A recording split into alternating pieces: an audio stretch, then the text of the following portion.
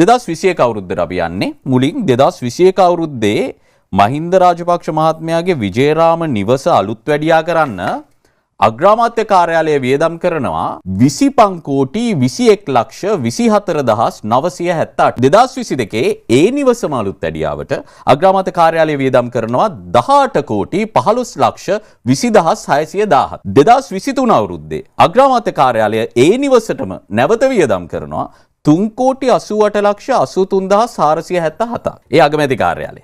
ජනාධිපති කාර්යාලය 2021 ඉඳන් 2023 දක්වා අවුරුදු 3ට මේ විජේරාම නිවස අලුත් වැඩියා කරන්න වියදම් කරනවා 3 කෝටි 75 ලක්ෂ 61,165ක්. මුළු වියදම ගත්තම අවුරුදු 3ක් තුල අලුත් වැඩියා කරන්න නිවස අලුත් වැඩියා කරන්න 51 කෝටි 90,238ක්. ජනතාවගේ බදු මුදල් වලින් කෝටි 51ක් අවුරුදු 3ක් ඇතුළත නිල නිවසක් අලුත් වැඩියා කරන්න යොදවද්දී ඒ රාජපක්ෂ වරුන්ගේ රාජපක්ෂ පාලන සමයේ තිබුණු දේශපාලනයේ නාස්තිකාර සංස්කෘතිය බොහොම පැහැදිලිව එළියට පේන අවස්ථාවක් නෙමෙයිද මේක? නෑ, ඒක වෙනත් විදිහකටත් අර්ථ නිරූපණය කරන්න පුළුවන් කල්දු. ඒ කියන්නේ ඔතරම් අලුත් වැඩියා කරන්න තියුණා නම් ඒ කියන්නේ මහින්ද රාජපක්ෂ මැතිතුමාට ලබා දීලා තියුනේ කොයි ආකාරයේ නිවසක්ද කියලා. ඒ කියන්නේ ජනාධිපතිවරයෙක්ට වාසය කරන්න නුසුදුසු නිවසක් ලබා දුන්නා කියන කෝටි 51කින් කොළඹ එතුමාට ඉන්න ඉතාම ගැලපෙන නිවසක් හදලා දෙන්න තිබුණා. නෑ, ඉතින් මේ කෝටි 51ක් කියන්නේ සෙල්ලමක් නෙමෙයිනේ. මේක කලින්දු මෙන්න මේ විදිහට හිතන්නකෝ. ඇස්තමේන්තු කළා ඔව හදන්නේ අග්‍රාමාත්‍යවරයවත් ජනාධිපතිවරයවත් මහින්ද රාජපක්ෂ මැතිතුමාවත් නෙමෙයි.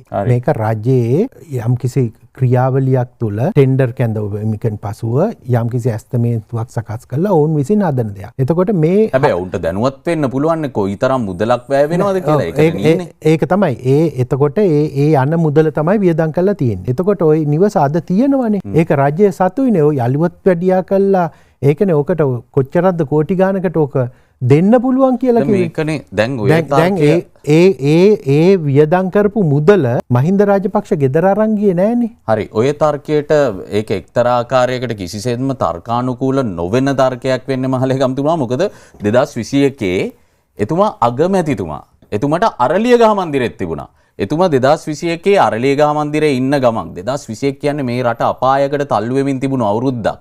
එතකොට එතුමාට නිවසක් තියෙන ගමන් එතුමා විජේරාම නිවසත් කැබිනට් අනුමැතියකින් මේ විදිහට Tamanගේ නිවසක් විදිහට කරගෙන ඒකට අලුත් වැඩියා කරන්න මේ වියදම යද්දී කෝටි 25ක් 2021 ඇතුලේ 2022 කෝටි 18ක් ජනතාව ගත්තම තෙල් පෝලිං වල ඉන්නවා, ජනතාව පෝලිං වල මිය යමින් ඉන්නවා, ජනතාවට දවසකට පැය 10කට වඩා විදුලිය නැහැ.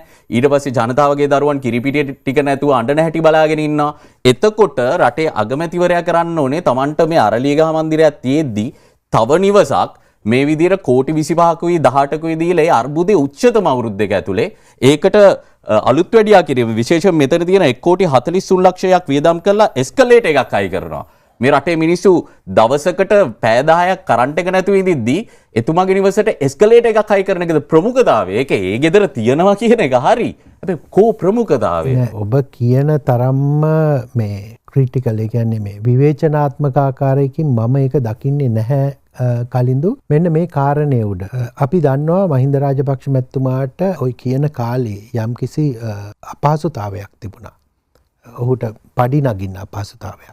එතකොට අරලියගහ මන්දිරේ හෝ වෙනත් කිසිම තැනක හෝ ඒ තිවිච්ච අපහසුතාවයේ මත තමයි එතුමාට ඒ අවශ්‍ය ඒ පහසුකම සපය ගන්න. රටේ සාධාරණ මිනිසෙක්ගේ දෘෂ්ටි කෝණයෙන් ඔබතුමාට මේ කෝටි 51යි මේ තරම් අර්බුදකාරී රටක ඉඳිද්දි මේ කරපු වියදමයි සාධාරණීකරණය කරන්න පුළුවන්. නෑ, ඒක සාධාරණීකරණය කරනවා කියන කාරණේම නෙමෙයි කලින්. ඔබ ඔය කියන දෘෂ්ටි කෝණයෙන් බැලුවොත් ඒක අසාධාරණයි කියලා කියන්නත් පුළුවන්. හැබැයි එතකොට ඒක අසාධාරණයි බැලුවල්මට. නෑ, ඒක තමයි. ඒ අවස්ථාවේ ඇතිවෙච්ච අවශ්‍යතාවය කියන කාරණේයි. ඊට පස්සේ අනිත් පැත්තෙන් අපි මේ විදිහට ඔබතුමා නිවසේට ගිහිල්ලා තිනේ. මම ගිහින් ඒ නිවසේ ඔය කියන තරම් මහා මේ නෑ, ඒක අපි දැකලා නෑනේ.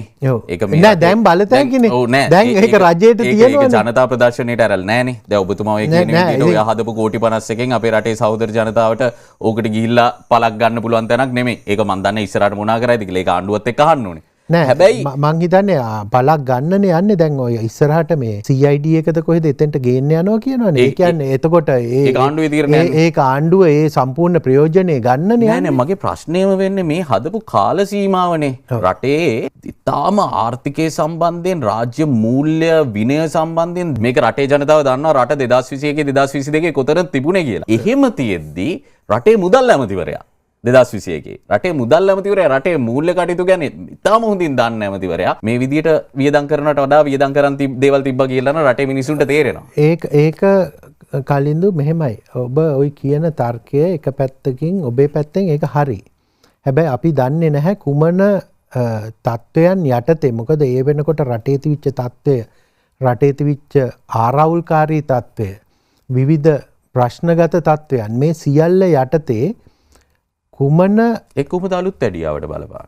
එතන ඔබ ගිහිල්ලා තියෙනවානේ. එතන මොන හරි මුරකුටි විශාල කිරීමක් නැත්තම් මේ එන අයගෙන් ප්‍රවේශම් වෙන්න හදපු එකකට ඔච්චර ගිහිල්ලා තියෙන්නේ. නෑ එහෙම ඔය කියන විදිහේ මහා ලොකු මේ නෑ ඉතින් මේ මුදල් ජනාධිපති කාර්යාලය නිකුත් කරන දත්තනේ. ඔව් ඒක තමයි කලින්දු. එතකොට ඕක කරන්නේ මහින්ද රාජපක්ෂ මැතිතුමා ගිහිල්ලා මේ බාසුන් නැහැ කෙනෙක් දාගෙන සිමෙන්ති ගෙන හැල්ලා ඕක හදන්නේ නැහනේ. නෑ එතුමට තීරණය ගන්න පුළුවන් මේ වෙලාවේ මම මගේ නිල නිවස හදන්නේ නැහැ මට අරලියගහ මන්දිරෙත් තියෙනවා. ඒ නිසා මම මේක හදන්නේ නෑ. ඒ අපි දන්නේ ඒ අවස්ථාවේ ආරක්ෂකාංශ විසින් මොන ආකාරයේ උපදේශක් දුන්නද? ඔබ දන්නෙත් නැද්ද? ඒකයි ඔබෙන් අහන්නේ මම. නෑ මම දන්නේ නැහැ. ඒක එතකොට ඒක මහින්ද රාජපක්ෂ මැතිතුමාගේ ආරක්ෂක ප්‍රධානීන්ගෙන් අහන්න ඕන කාරණා. හැබැයි මේ වියදමත් එක්ක නාස්තිකාර සංස්කෘතියක හිටියා කියන එක ඔබතුමා එකඟ වෙන්නේ නැද්ද? එකඟ නොවි ඉන්න පුළුවන්ද මේ වගේ දත්ත නෑ කලින්දු ඒක තමයි මම කියන්නේ. ඒක ඔබ මතු පිටින් දකින්න දෙන්නේ කතා කරන්නේ. දැන් ඔබ මට කිව්වා නම් මෙන්න මේ වැනි ප්‍රශ්නයක් මම ඔබෙන් අහන්න යනවා මේක ගැන කරුණු සොයාගෙන එන්න කියලා.